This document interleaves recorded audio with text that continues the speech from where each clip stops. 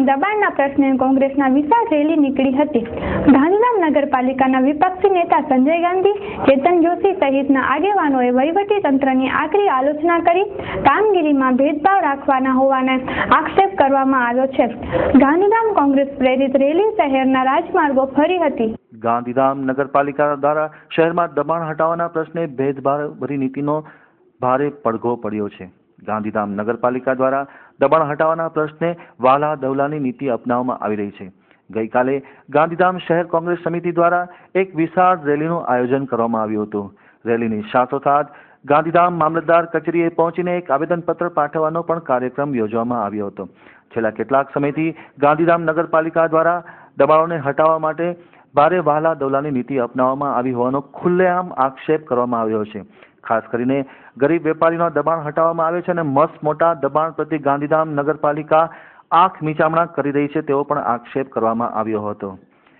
ગાંધીધામની Gandhi market ખાતેથી ગઈકાલે તાલુકા કોંગ્રેસ અને શહેર કોંગ્રેસ સમિતિ દ્વારા એક રેલી યોજવામાં આવી હતી। આ રેલીમાં જિલ્લા કોંગ્રેસ સમિતિના અધ્યક્ષ વી.કે. હુંબલ, કાર્યકારી અધ્યક્ષ અને પ્રદેશ મહામંત્રી શૈલેન્દ્રસિંહ જાડેજા, ગાંધીધામ નગરપાલિકાના વિપક્ષી નેતા સંજયભાઈ ગાંધી, હાજી જુમા રહીમા, હાજી ગની માજોઠી, ચેતનભાઈ જોશી, ઉપપ્રમુખ ભરતભાઈ ગુપ્તા, લતીફભાઈ ખલીફા, માજી ધારાસભ્ય વાલજીભાઈ દનીચા, સતીશભાઈ જોશી, સલીમ જુમા રહીમા, કાંતિભાઈ દેવીપૂજક, પુષ્પાબેન સોલંકી, જયશ્રીબેન ચાવડા, રામીબેન રાઠોડ સહિતના મોટી સંખ્યામાં કોંગ્રેસી કાર્યકરો આ રેલીમાં ઉપસ્થિત રહ્યા હતા। કોંગ્રેસ આયોજિત આ રેલી શહેરના રાજમાર્ગો પર ફરી હતી।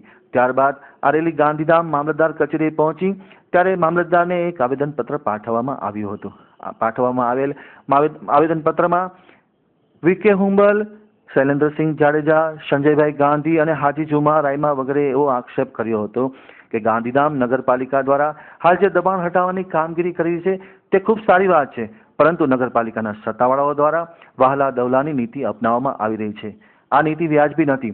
ખાસ કરીને તકનું ખાઈને પેટીયું રડતા ગરીબ પરિવારોની રોજી ઉપર તેઓ તરાપ મારી રહ્યા છે, જ્યારે મસ્ત મોટા દબાણ પ્રત્યે તંત્ર દ્વારા આંખ મીચામણા કરવામાં આવી રહ્યા છે। ખાસ કરીને દબાણની ઝુંબેશ સાર્વત્રિક અને બિનઅપેક્ષિત થાય તેવો પણ ખુલાસો કરવામાં આવ્યો હતો।